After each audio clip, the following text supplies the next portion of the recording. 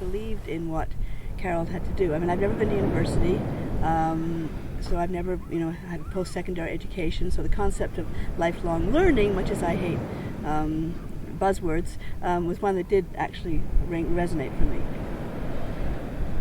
And so,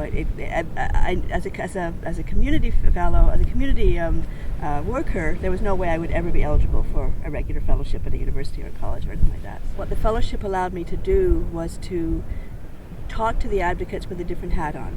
I had taught those same advocates how to turn on a computer. First 2 years of PovNet I spent traveling around the province showing people how to turn computers on, literally. And then I could go back to them, 6 or 7 years later, and say, okay, so what did that mean? How did that work? What's happened to your work and to your lives since then? And PovNet by that time was a real connection in the community.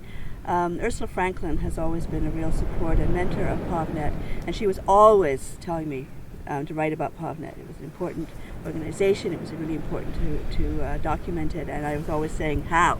I have no time to do that. And so when the CAROLD Institute Fellowship came up, she was thrilled that I got it, and that was why, because I was able to step back. And initially I was going to write a workbook about online organizing, but that became boring pretty quickly, and I realized that I wanted to tell the advocate story from their point of view, and that's how it morphed into a comic. Well, one of the things that's been interesting, I didn't really expect it to keep going.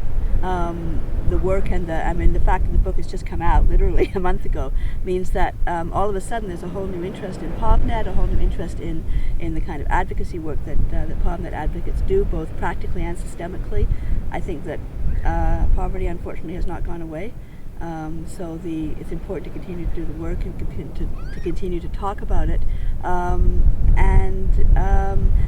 That CAROLD allows us to get together and talk to each other once a year makes that important as well, makes it possible for that work to continue. And I feel like that's true of everyone. Nobody has sort of been sitting here saying, well, I've got nothing else to say because my project's over and that's the end of it. That's not how we work in our world, in any of our worlds.